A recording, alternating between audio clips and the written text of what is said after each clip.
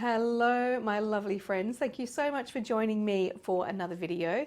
If we haven't met before, my name's Michelle and I post videos about my creative processes, weave with me videos, and a creative inspiration and motivation. So if that sounds good to you, please subscribe to my channel and like this video. Today's video is a bit of a follow-on from the last video that I posted. I'll link it up above. But last video, I gave you a bit of a life update. I told you that I'd left my day job and now I've got a new day job, which is absolutely incredible. And today I wanted to break down the very first process of how I actually came to that decision to leave my job. So that key word is decision. And with the coaching that I've been receiving from Voss, they call the decision an irrevocable committed decision, which is different from just making a decision. If you're making an irrevocable committed decision, that's when you draw the line in the sand and you say, no, this particular circumstance is not in line with my standards and I need to change my life in order to rise up to the standard that I want. So that's what I did with my job. I realized that my day job, which I'd been compartmentalizing quite a lot, I've got a lot of high standards with all the other areas of my life, but I realized that I treated my day job like, oh, it doesn't matter, it just pays my bills. And I had no idea how stressed that I was until I left. I had no idea how much I was putting up with. And also I wasn't even getting paid that well.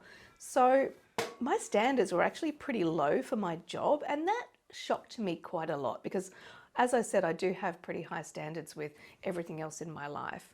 So that was the first thing that I did. I thought, I'm not putting up with this anymore. This is definitely way below my standard. So when you make a decision, making that irrevocable committed decision is really, really important if you want to change anything in your life. Now, it doesn't have to just be your job.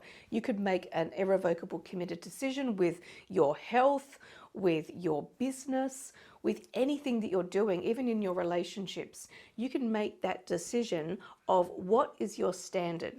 What will you not dip below? And standards are also really important as well. You have standards with everything. And I did a real deep dive into what I was putting up with and what I wanted to give up. Because people talk a lot about never giving up and never quitting, but sometimes you have to quit something in order to make you happy. And that's again when I realized that I had to quit my day job. That was not making me happy. That was affecting all the other areas in my life.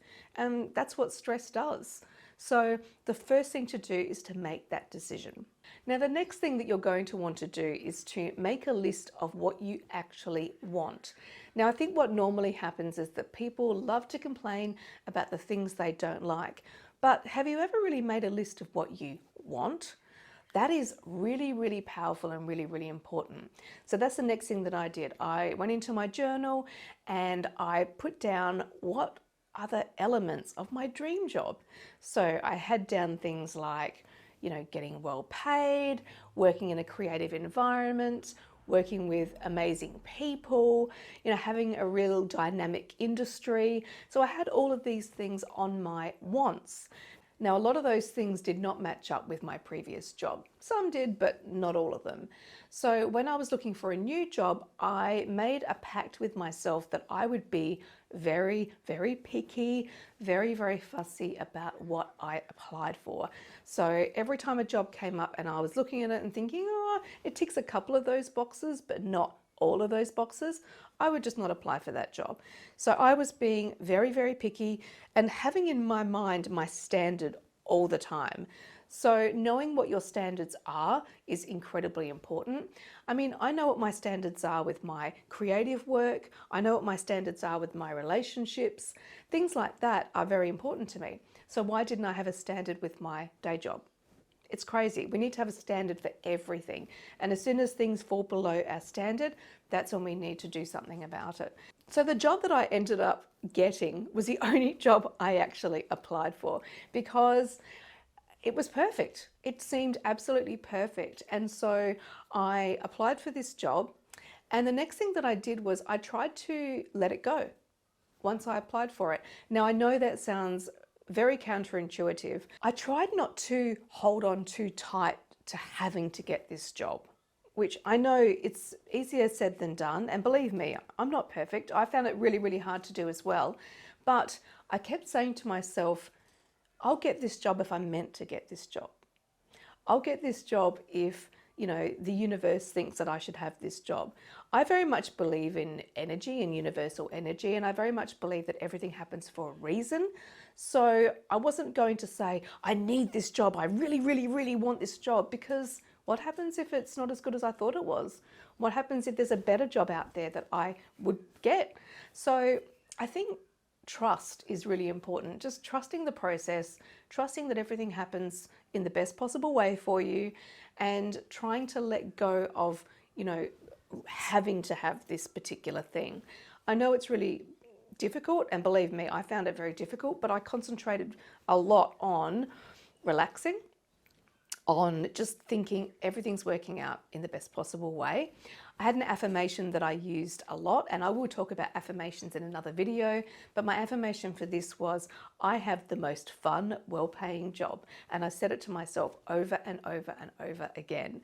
I have the most fun, well-paying job. I didn't say I had this particular job, because again, how do I know that that's the perfect job for me? So keep it open, keep it as light as possible. Even in the interview, I was very relaxed. I said to myself, you know what? I'm just going to be myself. I'm not going to pretend that I'm more professional than I am or anything like that. I'm just going to be myself. And if they don't like that, then this is not the right job for me. So I really had an attitude of flow. I had an attitude of everything happens the way it's meant to happen. So I think that also went pretty far in getting me this job.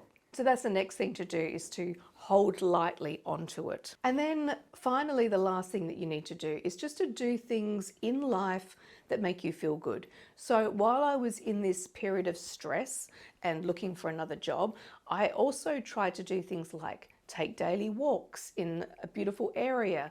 I tried to do my exercise regime to make me feel better. I tried to do as much meditation as possible, again, to make me feel better. I journaled, and I tried to keep in mind the positive things, like the things that are working well in my life. Obviously, my artwork is really, really important to me, so I put a lot of effort into that. So just keeping your energy in a positive mindset as much as possible is also very helpful to allowing those things to come in. The thing is, with trying to change things, you need to make space. You need to make space for new things to come into your life. And I think that is very, very important. The other thing to keep in mind is getting out of your comfort zone. And I talked about that in the last video, but that's always in my mind now as well, is what can I do to get completely out of my comfort zone? And if you have that way of thinking, you'll be surprised with the kinds of jobs that you might be looking at, or the kinds of business ideas that you might get. If you have your mind more open, you'll be surprised with what comes in. Meditation's also really good for that, because I get a lot of great ideas when I'm meditating or when I am dreaming. Like at nighttime, I have a lot of great ideas. So try and think of more, unusual ways of letting your creativity and your ideas come to you. So as I'm filming this video, I have been at my new job for a month, which is crazy to think about. So in my new job, I'm doing the same sort of thing. I'm a finance officer, but I'm working at the SA Film Corporation. So I'm working in a creative environment in the film industry, which is so much fun. Like even this week, we've had a preview of a series that was just released the other day. So that was really fun. And I'm seeing productions happening on the premises. So it's a really interesting, fun industry to be in. So just because it's my day job for the moment, doesn't mean that it has to be boring or stressful. I guess in a way I've learned that I can have it all. I can have a fun day job as well as running my business. And yes, I'm still wanting to be a full-time artist one day. But in the meantime, isn't it great to have a fun day job as well? Life doesn't have to always have a boring day job while you're doing other things. So I have learned a lot in the last 12 months, and I am looking forward to sharing more with you about that so that you can apply it to anything that you're trying to manifest at your point of life at the moment. So in the comments, please let me know if there's anything that you're trying to manifest, if you don't mind using that word. I love that word, but not everyone does. But if there's something that you're trying to bring into your life, let me know down below and we can figure out how we can make that happen. Now in the next video, I think I'm going to talk about self-image, which is one of the most important lessons that I learned. But if there's anything else that you'd specifically like for me to talk about, please leave it in the comments. And until the next one, bye bye bye.